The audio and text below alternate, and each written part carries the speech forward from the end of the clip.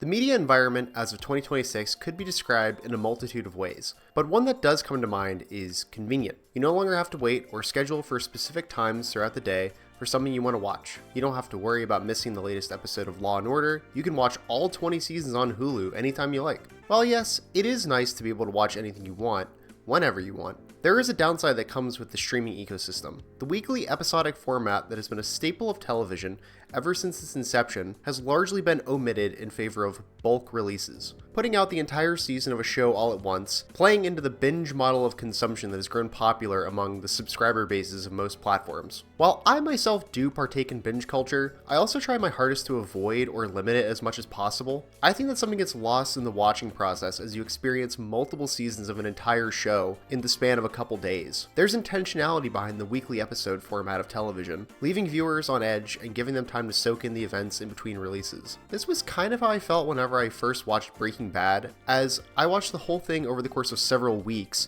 years after it aired. The series still had a profound impact on me, but I felt like my experience was hampered a bit by going straight into one episode after the other. I can never and will never be able to experience what it was like having to endure the emotional torture of waiting a week between Tohajali and Ozymandias. Now, luckily, this format hasn't gone away in our ever-changing entertainment ecosystem, as plenty of shows still maintain the weekly format. Specifically, a lot of anime have been consistent in adhering to this format. Even though a lot of shows here in the US only release on streaming sites, most anime release on TV in Japan, resulting in episodes airing on a weekly basis on US streaming platforms. However, there are exceptions to this, and quite a notable one at that, of course being Jojo's Bizarre Adventure. The first 5 parts of Jojo aired between 2012 and 2019 on Japanese television and were simulcast on Crunchyroll for other countries. I think Adult Swim as well. However, things would change with the release of Part 6, Stone Ocean. When the anime was announced in early 2021, it came also with the news that Netflix would hold exclusive streaming rights to Part 6. Now, there are many trigger words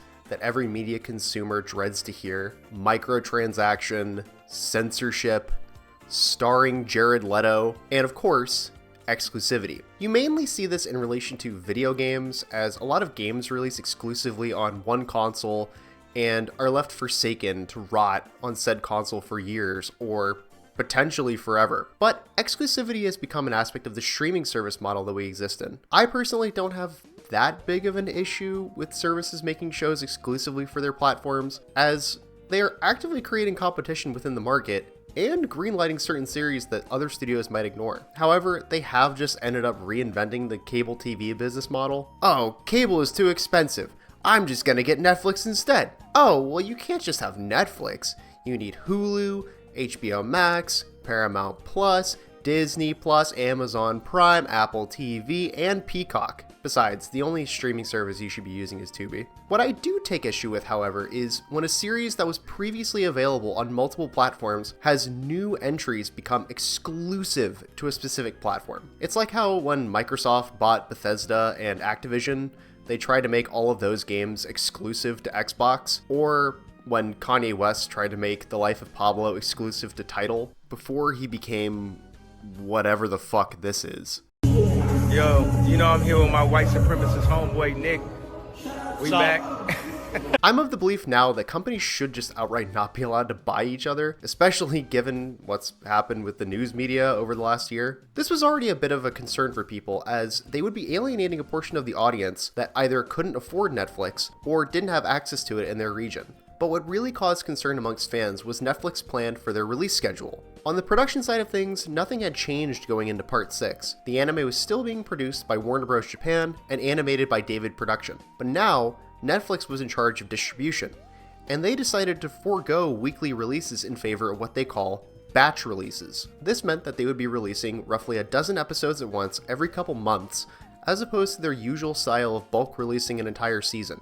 With this, the first 12 episodes were released on December 1st, 2021, with episodes 13 to 24 not dropping until September 1st of 2022. Episodes 25 to 28 would arrive 3 months later on December 1st. As you can imagine, or probably felt if you were watching at the time, fans were not happy with this new format, as it's just so much more awkward and inconvenient than before. Going 9 months in between the first batches of the season killed a lot of hype that people had. It becomes less about edge of your seat excitement to see what happens next and more of a tired waiting game. I can't imagine that being good for viewer attention either, as more casual fans might end up just forgetting about the next release and not even end up watching it because it took so long. What makes this decision even more confusing is that 1 month after the release of each batch on Netflix, the episodes would still release on a weekly schedule on Japanese TV anyway. Despite the bungled release, Stone Ocean was widely well received by fans. Still, fan speculation remained skeptical as it was made clear that Netflix was here to stay in the ongoing production of the Jojo anime, and that's where my own worries began to arise, as the next part in the series, Steel Ball Run, had gargantuan levels of hype surrounding it. While Stone Ocean is generally considered a black sheep within the series, Steel Ball Run is widely regarded as one of, if not the best part. I tend to agree, as I usually teeter back and forth between Steel Ball Run and Golden Wind for my top rank. For me, Part 7 is the most emotionally compelling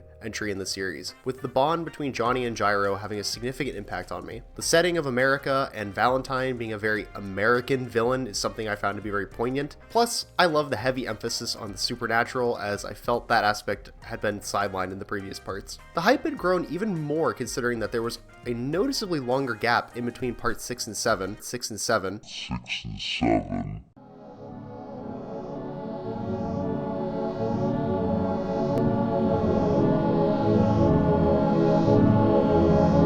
Than previous parts. That can be attributed to the much larger scale that Steel Ball Run takes place on, especially in the beginning with the thousands of participants in the race. Thousands of horses would obviously be a challenge to animate, but everyone that had already read the manga understood and accepted that. For me, this was something well worth waiting for, and I must say, episode 1 lived up to the hype. One of the biggest hurdles for the production is how much longer Steel Ball Run is in comparison to everything that came before it. This is largely due in part to Araki switching from weekly Shonen Jump to monthly Ultra Jump early on in Part 7's initial run. This resulted in chapters being significantly longer than they were before. As a result, the first 11 chapters were condensed into the roughly 50-minute first episode. I think this was the right call, as this manages to cover the first leg of the race in one go, maintaining a constant flow of action throughout. I really enjoyed how they adapted the race here, as I think it was much more exciting in motion than it was on the page. It's not perfect, however, as they did omit several key scenes from the early chapters, such as the introduction of Sandman and Spin, as well as Poco Loco's stand. Beyond that, I believe this episode did a really good job setting the stage and building excitement for things to come. And that's it. Netflix dropped this one episode on March 19th and have only after the fact made the statement that the second stage of the series will begin in fall of this year.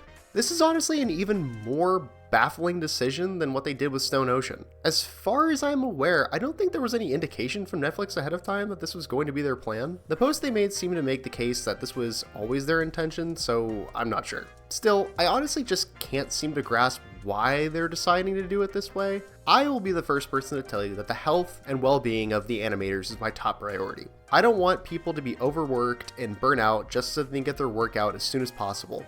I have always and will always be in favor of waiting as long as necessary for any creative work, as to ensure the creators can put their best foot forward.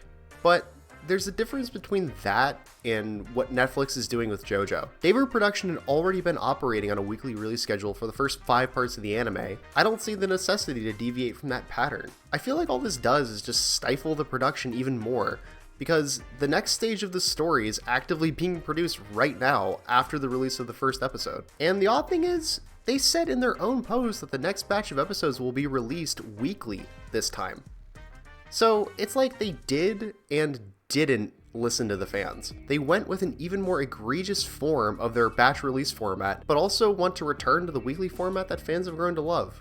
I really wish they would just have waited until a more cohesive batch of episodes was ready to go instead of staggering them out like this. Even though there's only been this one episode, it was very popular and did get a lot of people interested in the part. But what's been adapted so far has only scratched the surface of what Steel Ball Run has to offer. And I don't want that to be squandered by poor management from Netflix. I feel like I'm just coming across as ranting, but I seriously don't want people's interest to die down before the next release. We basically have half a year to wait, and you can't always account for what might change in someone's life that might make them lose interest or forget about something. Sometimes it feels like Netflix hates Jojo, even though they deliberately went out of their way to get exclusive rights to it. They do have a history of sabotaging some of their own original programming though, and I would hate to see the same thing happen here, even though it realistically won't. Because I would love to see an adaptation of Jojo at some point. Hopefully Netflix actually attempts to be more transparent moving forward, because if they keep doing things like this, it will be a generational bag fumble for what should be an easy slam dunk.